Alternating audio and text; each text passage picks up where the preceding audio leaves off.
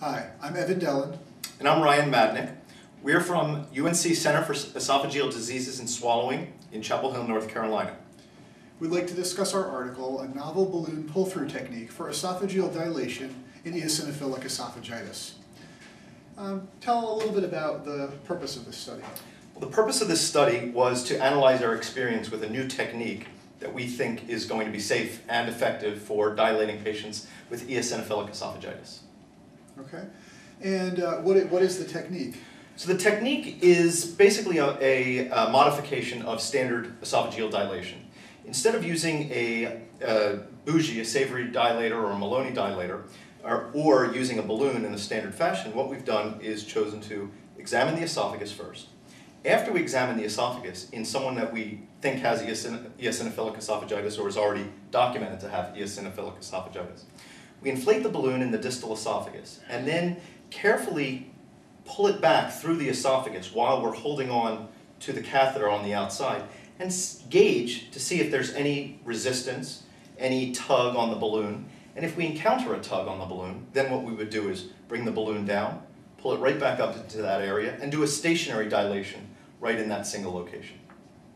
And what benefit does this give as opposed to regular dilation? Well, we feel that this gives a benefit of safety that we cannot achieve with standard either balloon dilation or with the savory dilators or Maloney dilators.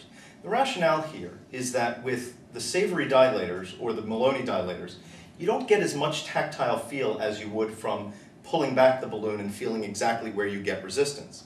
Secondly, every dilator you would have to then subsequently go back in and take a look to see if you've gotten any tear, because as we know with eosinophilic esophagitis, there seems to be an increased risk of perforation.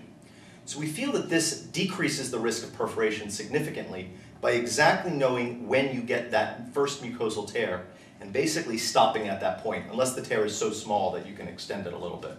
Okay. And there's a video that we've put together with this article that outlines exactly what the technique looks like and takes you through actually 2 cases of having it work. So what were the results of this study? So the results were very favorable. We were able to do the technique in all of our patients. We had 13 patients that we performed this on. And because this was initial experience, we hadn't put all of the outcomes together at the time we developed the technique. But what we achieved was that in 9 patients we actually achieved a tear. 9 of them we actually achieved improvement in dysphagia. So we didn't get 100%, however, we were able to have no complications, fortunately, and all the patients seemed to do well. So these were our main outcomes, that it was safe, it was effective. We were able to subsequently bring some patients back after the study, additionally. Okay, and it seems like this technique, just as a modification of usual balloon dilation, may be able to be picked up relatively easily from endoscopists who are familiar with this. Yeah, certainly this is what we hope to achieve from this, is to put this technique out there and allow other endoscopists who are seeing patients with eosinophilic esophagitis to adopt this technique and use it so that they can increase safety in their own patients and not put them through the risk of a savory dilation. And then what are the conclusions? What are the next steps? Well, certainly this has to be compared with other techniques. We're personally in favor of doing this technique or using a technique similar to this for our eosinophilic esophagitis patients, but there have been no prospective studies comparing this and other techniques. So certainly that would be the next step, to show that it's at least as safe and at least as effective as the other techniques. Great. Thank you very much. Thank you very much.